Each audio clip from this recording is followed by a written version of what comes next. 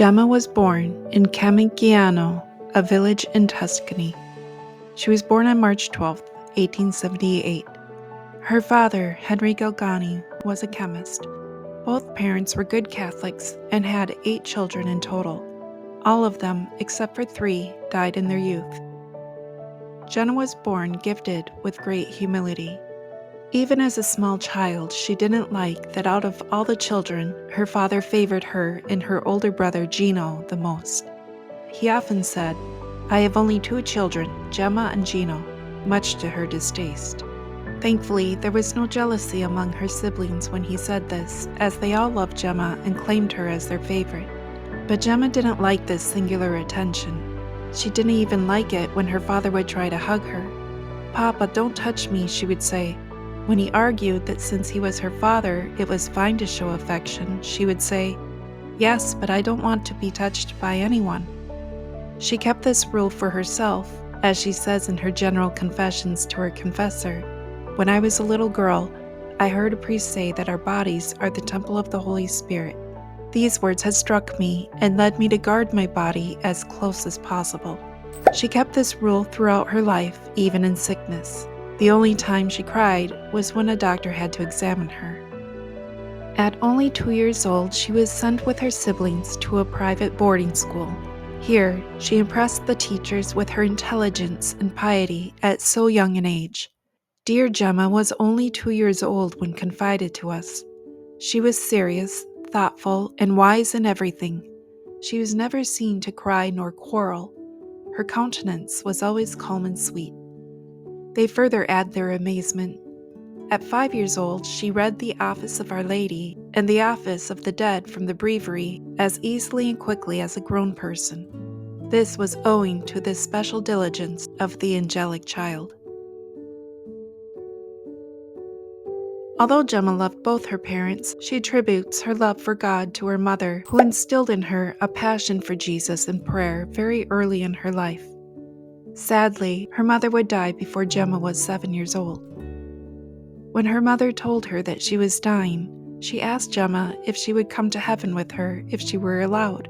Gemma answered yes, and yearned for heaven that day onward. She would often pray to die so that she too could go to heaven, until she was scolded and forbidden to pray in this way. At 7 years old, she heard the voice of Jesus for the first time. This was during the ceremony of her confirmation, and as she knelt in prayer, she heard a voice say, "Will you give me your mother?"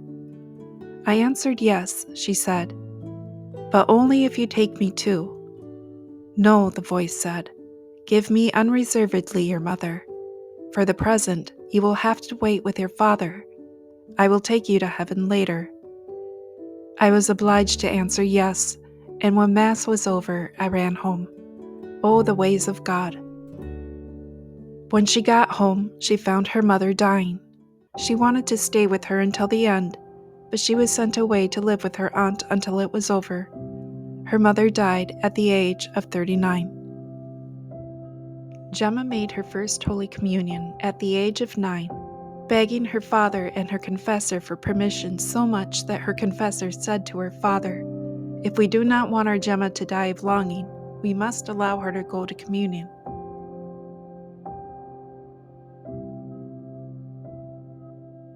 At 13 years old, Gemma had already risen to such a high degree in virtue that her family didn't understand her.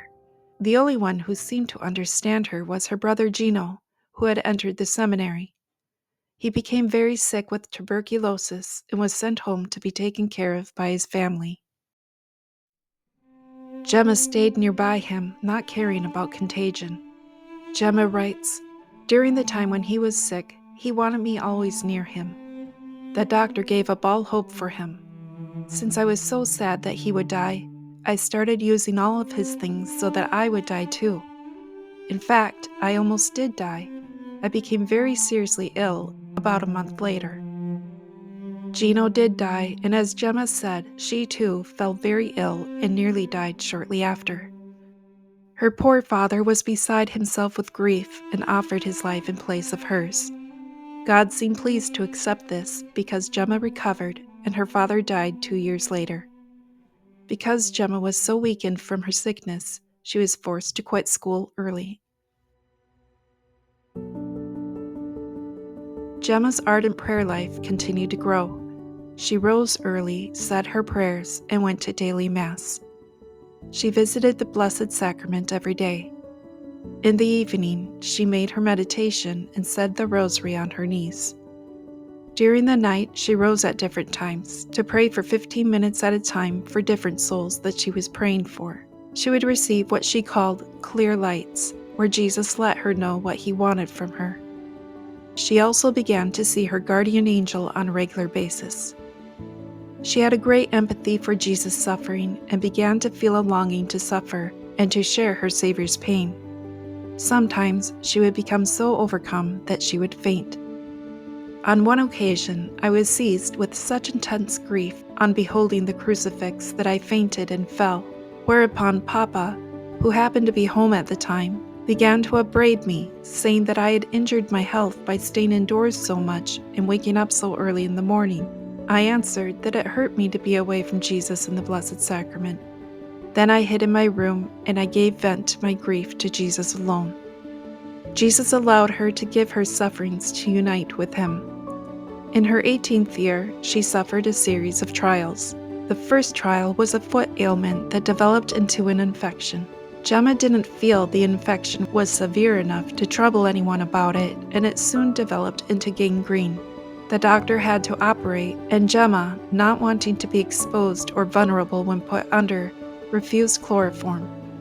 All around her, people shuddered as the doctor scraped away the infection, but Gemma kept her eyes fixed on the crucifix.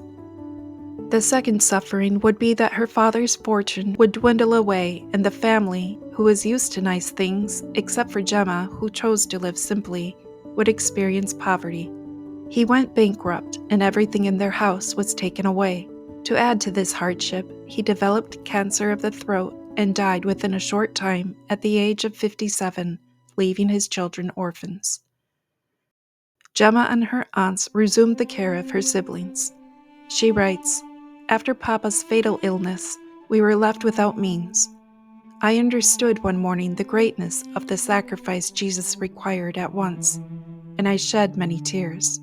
But Jesus, during those days of sorrow, made himself all the more sensibly present to my soul, and even from seeing Papa so resigned to die, I drew such strength that I bore this bitter separation with great tranquility.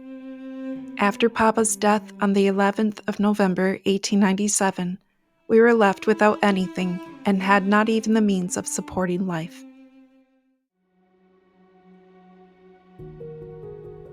After her father's death, Gemma and her siblings went to live with their very wealthy aunts. Gemma continued her strict prayer life, but found that she could not go out as freely as before. On top of this, a young man fell in love with her and asked her aunt for Gemma's hand in marriage. Gemma refused, but her aunts pressured her to accept. So Gemma prayed for a way out, and soon she began to suffer pains in her back and head. She begged her aunts to go back to Lucca, even though there was nothing in their house. She would rather go hungry than be forced into marriage. So Gemma, now 20, went back home still sick. It was a severe case of meningitis, and soon she lost her hearing and her hair.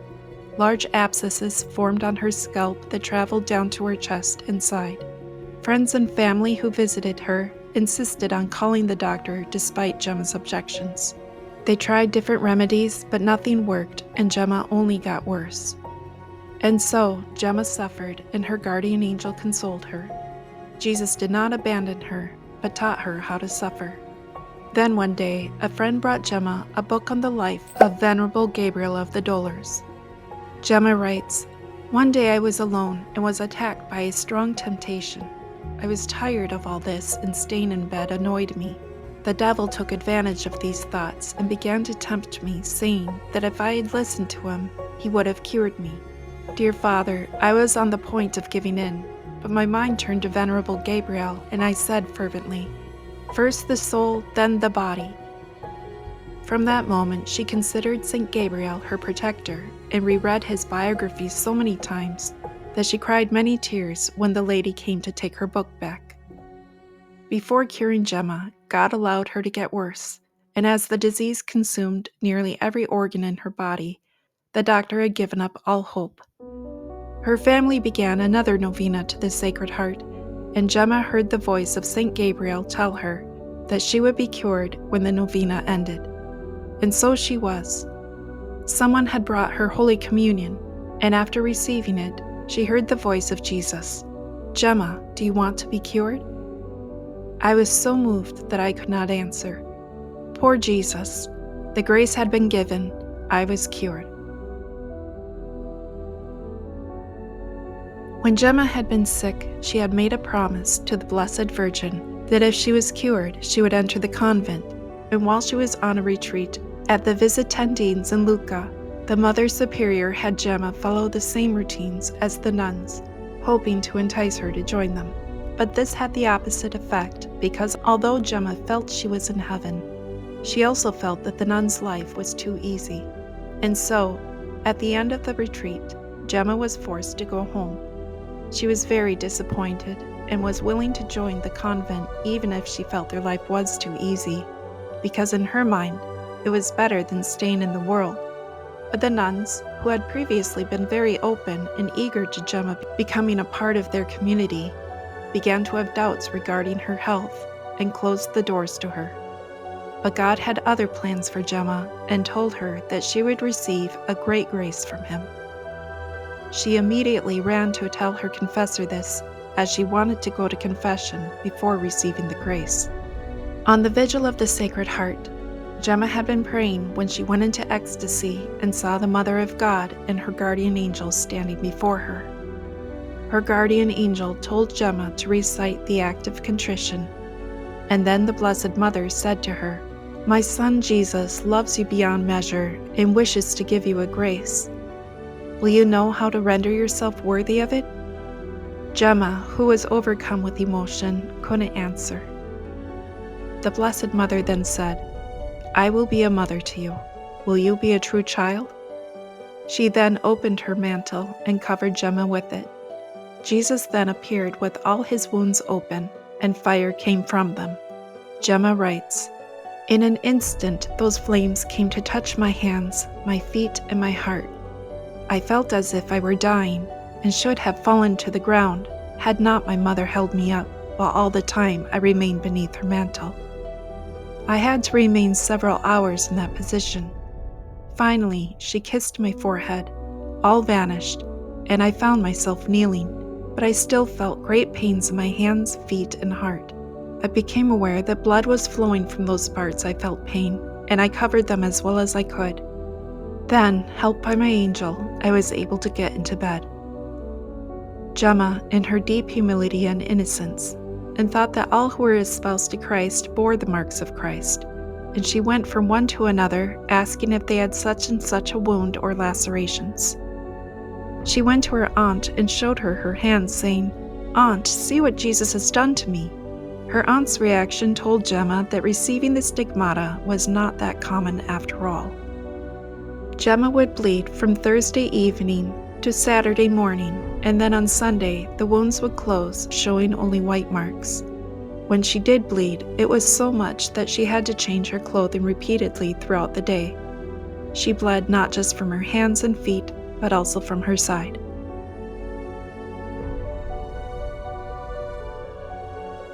Jesus allowed Gemma to experience his scourging on Fridays. While she was in ecstasy, and to the amazement of those who were with her, they were able to see the stripes on her arms and presumably her back, although her clothing hid this. Her aunt said, "I noticed that on that first Friday evening, Gemma was suffering more than usual in ecstasy.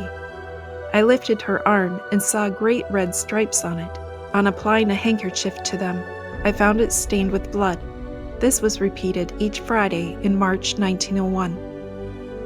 Later, these stripes turned into deep gashes. When asked about it, Gemma said, "First they were switchings, now they are scourgings."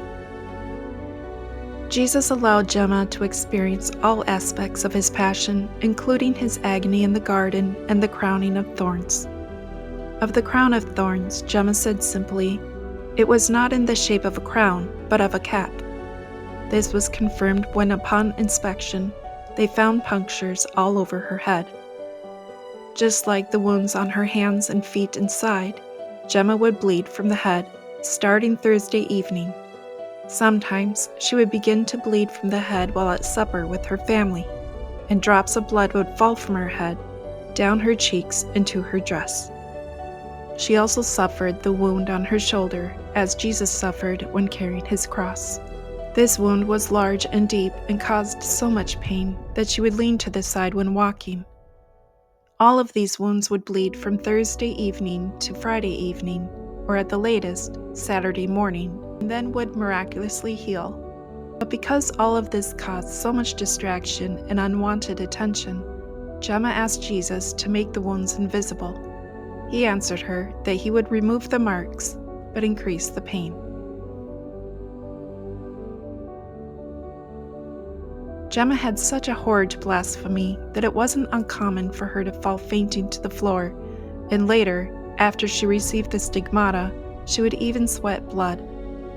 Staying with her aunts and siblings could be very difficult, as they didn't understand her or the supernatural. Sometimes there were arguments, although Gemma wasn't part of them, and somebody in the argument would blaspheme.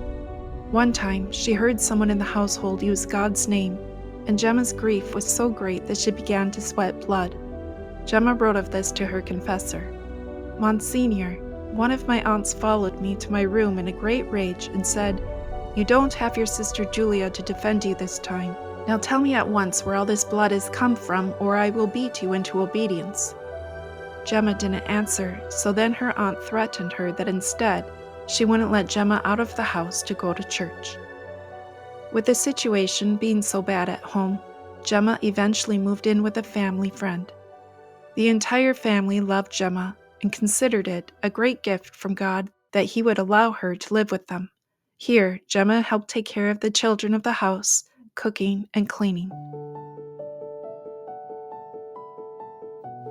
Gemma was always very modest, always keeping her eyes cast down. She didn't speak much, but when she did, she kept her words and sentences very simple. She spoke with candor, and sometimes, because she was so simple, she came across as rude. In her charity, she would correct someone when she felt they needed to be corrected, thinking more about the necessity of it rather than how they would feel about it. But most of the time, people were not offended, but grateful when they realized she was right to point out their faults. She was so childlike that she never trusted herself. One time, Jesus was displeased with her when she continued to show doubt that it was he who came to her. She answered, "I doubt because others doubt. But if you are Jesus, make yourself known for certainty. Believe me, neither the confessor nor I can bear the strain." Another time, when Jesus again reproached her for this, no doubt testing her, she said, "But the confessor has told me you are not Jesus. Or can the confessor be mistaken?" Since Gemma was so advanced in denying herself, she was able to be perfectly obedient. Even in ecstasy at church, the minute her companion signaled to her that it was time to go, Gemma would immediately get up. One time, a lady who was with Gemma saw that Gemma had fallen into ecstasy immediately after receiving communion before she got back to her pew. She said, "Fearing that anyone might notice her, without uttering a word, I said within myself, 'O Jesus, if it is your will, make her return at once to her place through obedience.'" At once, Gemma raised her head and went back to her place. She was even obedient when told to go to sleep. One time, when she was in bed, surrounded by people who were talking amongst themselves, the same woman said to her, "Gemma, you need to rest. Sleep." And then she closed her eyes and fell into a profound sleep. Another time, a priest who was visiting her when she was sick also commanded her to go to sleep. He said, "Take my blessing, sleep, and we will go away." Gemma turned on her side and fell fast asleep. The priest went on, "Then I knelt down, much moved, and lifting my eyes to heaven, I gave her a mental precept to awake. And behold, as if aroused by a voice, she awoke, and as usual smiled. I reproached her, 'Is this how you obey? I told you to sleep.' And she in all humility said, 'Don't be vexed, Father. I felt someone touch my shoulder, and a loud voice called out, "Rise, Father is calling you." It was her guardian angel standing by her side.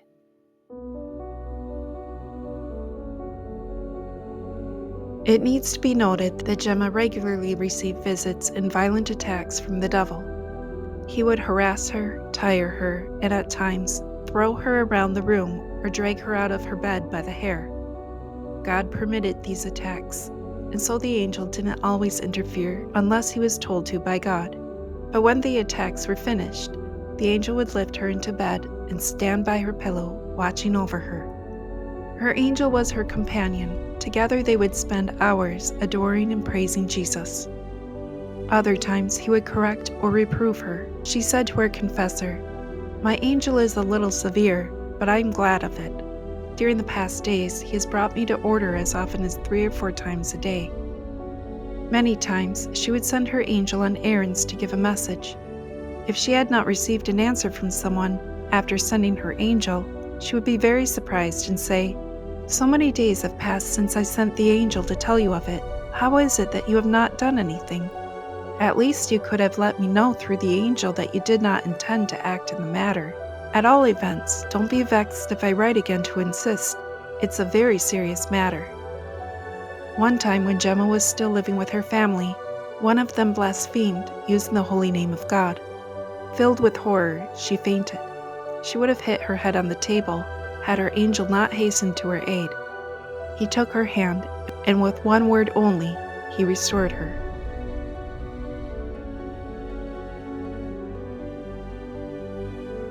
To make himself always known and felt by Gemma, Jesus gave her a spiritual fire where she felt a fiery heat coming deep from within her.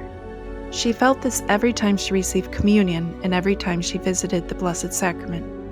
The intensity of the heat would sometimes cause her to faint, and other times she would get very high fevers. At times, it would become so unbearable that she would hasten to leave the church before she made a scene, saying, "I don't know how so many who remain near Jesus don't burn to nothing. To me, it seems that if I were to stay there for barely a quarter of an hour, I should become a heap of ashes." Like St. John of God and St. Philip Neri, she also experienced palpitations of the heart, so much that others would hear her heart beating on the other side of the room, or the chair that she would be sitting on would start to shake. "My heart beats with the greatest violence and seems to want to leave my breast. It is too weak and cannot stay quiet.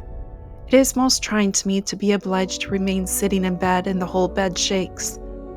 At times, it appears that my heart is coming out of my breast and I am obliged to put my hand on it." Her confessor attests to this, saying, "I myself have often seen Gemma's chair and bed vibrating during those strong palpitations, while she remained tranquil. Once I asked her what she thought of such a strange phenomenon, and she, with her accustomed simplicity, answered, 'Oh, don't you see it? Jesus is so great, and my heart is so small. There is no room for him in such a little heart, and yet, wishing to dwell there, he shakes it in this way.' In fact, after her death, her ribs were found to have been distended outward, which allowed the heart to palpitate more freely." Gemma prayed for souls and would suffer for souls. This was for both the living and the dead. Often, souls from purgatory would come to her to ask for her prayers, and she would take on their suffering until they went to heaven. But she had the consolation of knowing that at least these souls were already saved, and having seen hell in a vision one time, she had a great concern for hardened sinners. One time, when asked to pray for a certain sinner, she prayed while in ecstasy and found that Jesus was not moved by her prayers, nor the Blessed Mother, nor St. Gabriel. She said to her confessor, "That man must indeed be a great sinner. Jesus says he knows him not, Mother weeps, and St. Gabriel will not answer me." But when this sinner was dying, Gemma ran to her confessor, saying that the man was saved. Other than the spinal meningitis and spiritual sufferings, Gemma had been in good health during her life. But the year before she died, Jesus told her that she would have to suffer more than she ever had before.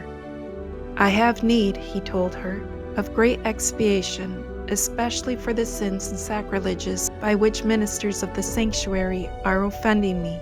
If it were not for the angels that assist at my altar, how many of these should I not strike dead?" Gemma accepted this suffering, and immediately she became deathly ill. She was no longer able to take any food, although she barely ate anything at all. She continued to go to Mass for as long as she could, but would go back to bed when she got home. During this last sickness, she also became blind. The physical pain that Gemma was in was nothing compared to the spiritual darkness she was plunged into. She was in constant battle with the devil. She suffered visions and hallucinations of disgusting insects covering her bed. Demonic animals would take over her bed and torment her. Those who were with her tried to do what they could by sprinkling holy water on her and around the bed. One woman told Gemma's priest who had come to see her, "That abominable beast will be the end of our dear Gemma." I came away from her in tears because the demon is wearing her out, and there is no remedy for what that wretch will surely do to her. We help her by sprinkling holy water in the room. Then the disturbances ceases, but only to begin even worse than before. From time to time, Jesus would come to console and encourage Gemma, as well as her guardian angel. This torment went on for weeks and even months. Yet during all this time, she was never heard to complain or show impatience. She never seemed alarmed at her sicknesses or gave in to groans and sighs. Sometimes she would say, "My Jesus, it is more than I can bear." But then she would amend it with, "Oh yes, I can still bear a little more." Gemma knew that she would die on Good Friday. To a friend who had stayed with her day and night and was now faint with fatigue, Gemma said to her, "Don't leave me until I am nailed to the cross. I have to be crucified with Jesus. He has said to me that his children have to be crucified." She went into ecstasy and in agony with her Jesus, and those who were with her were amazed by what they saw. She resembled Jesus in his agony so much that someone said to another, "Look at Jesus dying on the cross." She suffered the agony all through that day and into Saturday morning. Finally, while still in ecstasy, she said, "Now it is indeed true that nothing more remains of me, Jesus. I recommend my poor soul to you, Jesus." Then she suddenly smiled a beautiful smile, and her head dropped to the side. All that were there with her couldn't tell if she was truly dead because she looked so peaceful. She died on Holy Saturday, April 11th, 1903. She was 25 years old. After she died, they dressed her in the habit of the Passionists, as she had always longed to be one, ever since she saw her vision of St. Gabriel of the Sorrowful Mother.